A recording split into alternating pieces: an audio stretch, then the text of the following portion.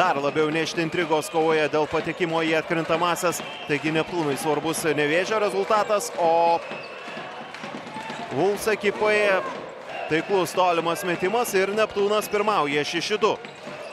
Pastarieji du Neptūno mačai jau su Vidu Gyvenevičiumi buvo pažymėti tuom, jog pirmieji du kėliniai buvo labai nesėkmingi komandai ir su Jonavos ekipa po 2 kėlinių Neptūnas turėjo -21.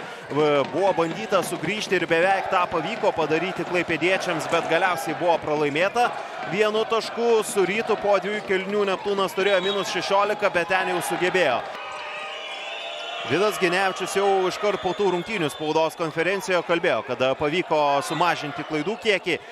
Jeffrey Tayloras dar viena galimybė ir tai buvo labai svarbi pergalė, žvelgiant ir į turnyro lentelę, į kurią jau galima žvalgytis vis dažniau ir dažniau artėjant atkrintamosiams.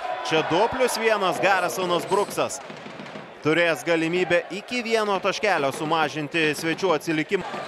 Galima prisiminti tą Citadelė Karaliaus Mindaugo taurės pusfinalį Twinsbet arenoje.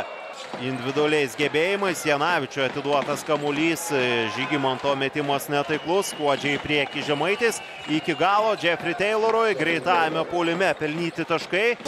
Žalgirio arenoje Žalgiris prieš Kulbokai be abejo sudėtingas iššūkis. Janavičius, jam paliekama erdvė.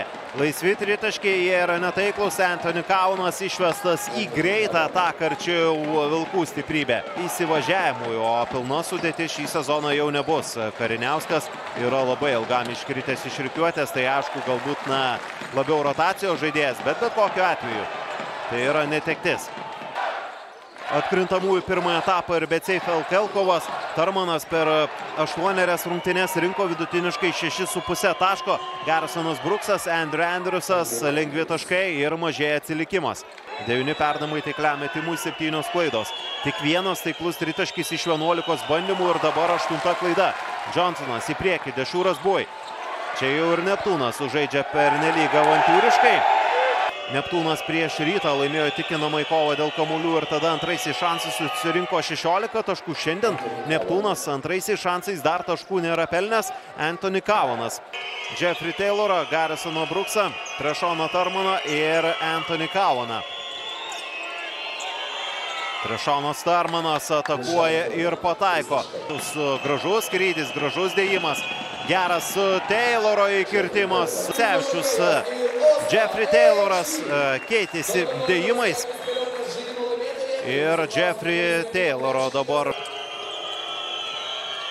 Jeffrey Tayloras priima kamuolį. Miniotas, Kaunui sukurta galimybė. Anthony Kaunas dabar.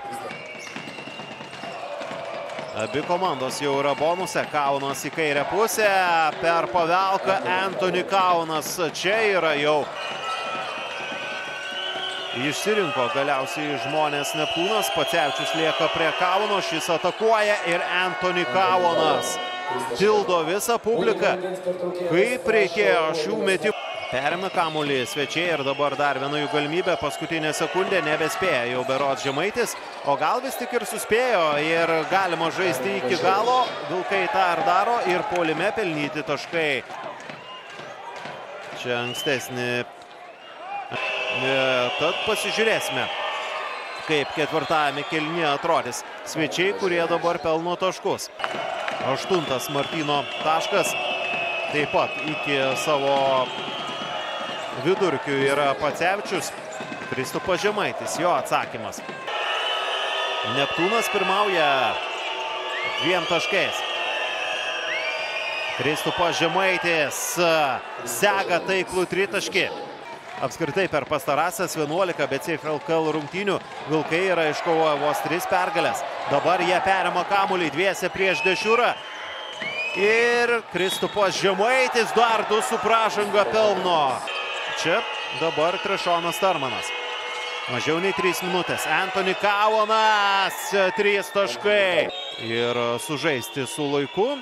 Nepalikti jo daug varžovams. Anthony Kaunas ir čia jau prieš Girdžiūną. Kaunas į dešinę pusę. Anthony Kauan. Ir triumfuojantis Marekas Blaževičius. Ištraukė Kauano kortą antroje mačo pusėje Alessandro Magro.